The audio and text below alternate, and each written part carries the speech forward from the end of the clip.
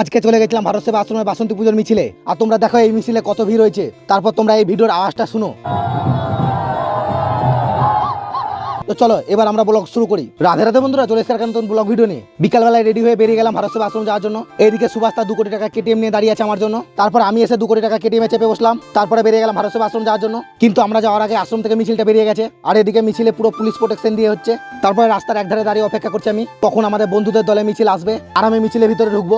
সত্যি বলতে এই মিছিলটা প্রায় 1 কিলোমিটার থেকে বেশি বড় হবে। আমি মিছিলে দাঁড়িয়ে অপেক্ষা করছি কখন আসবে আমাদের টিমটা। আর মিছিলের মধ্যে ব্যান্ড পার্টি টিমের একটা মেম্বার এনার্জি নেওয়ার জন্য একটা গুটকা খেয়ে নিলো। আর এখানে আমার সাথে সুভাষও দাঁড়িয়ে আছে। এখন ওখানে তোমরা ভাগুয়া কালারের পতাকা দেখতে পাচ্ছ, এই টিমে ঢুকবো এখন। আর মিছিলের মধ্যে অনেক ঢাকি এসছে, ঢাক নিয়ে। আর এই মিছিলের সব থেকে ভালো ব্যাপার হচ্ছে প্রত্যেক বছর এই মিছিলে কেউ আসুক না আসুক, সাঁওতাল টিম আসবেই। আর এগুলো হচ্ছে সাঁওতাল আদিবাসী লোক, সব মাথায় কলসি নিয়ে যাচ্ছে। তারপরে ভ্যানে করে চৈতন্যদেবকে নিয়ে যাচ্ছে।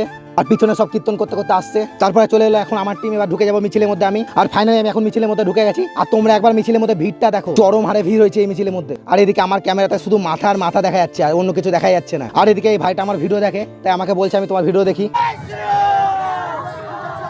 তো এইরকম ভাবে মিছিলে জয় শ্রীরামের নারা লাগাতে লাগাতে চলে গেলাম পুরোটাই। আর মিছিলের মাঝে মাঝে চলছিল লাঠি খেলা, দেখতে পাচ্ছ তোমরা এখন। তো সত্যি বলতে আমি প্রায় 9 বছর পর যাচ্ছি এই মিছিলে। তো মিছিলের মাঝে মাঝে চলছিল আমাদের নাচানাচি। আর সব দেখো আনন্দে আত্মহারা হয়ে গেছে, সব নাচতে শুরু করেছে মিছিলের মধ্যেই।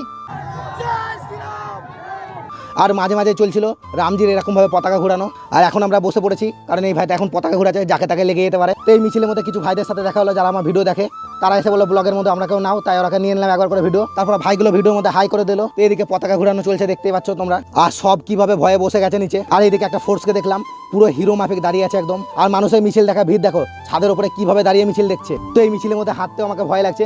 মাঝে মাঝে কখন কে কোথা থেকে ঘোরাচ্ছে পতাকা, যখন তখন লেগে যেতে পারে মাথায়। তারপর মিছিল চলে এলো আমাদের এলাকাতে, মানে নিমতিতা রেস্টি মোড়ে। আর এটা হচ্ছে নিমতিতা রেস্টি মোড়ে 4 মাথা। আর দেখো কত মানুষ দাঁড়িয়ে আছে মিছিল দেখার জন্য। আর এদিকে এই ভাইরা ভিডিও দেখে, তাই আমাকে হাই করে দিল। তো পুরো ঘেমে গেছি একদম, আমরা কি বলবো।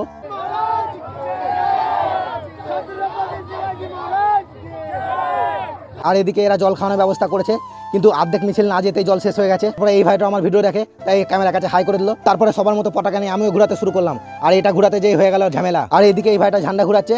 আর এই দাদাটা কি নাচ করছে সেটা আমিও নিজে বুঝতে পারছি না, তোমরা বুঝতে পারলে কমেন্ট করে অবশ্যই জানাবে। তারপর আমার ভারত আশ্রমের কাছে চলে এসেছি। আর এদিকে আবার এই দাদাটা ঘোরাতে শুরু করে দিল পতাকাটা। তো দেখো আমরা পুরো ঘেমে গেছি, কারণ 4 থেকে 5 কিলোমিটার হাঁটলাম আমরা। এখন ঢুকে গেলাম আশ্রমের ভেতরে। দেখো কি হারে ভিড় আশ্রমের ভেতরে। তারপরে এই দাদাকে দেখতে পেলাম, এরাও ভিডিও দেখে, তাই হাই করে দেয়। তো চলো, অনেক হলো মিছিল। তো আজকে ভিডিও আমি এখানে শেষ করছি। ভিডিও ভালো লাগলে লাইক কমেন্ট শেয়ার করে দেবো। দেখা হবে অন্য একটা ব্লগে। টাটা।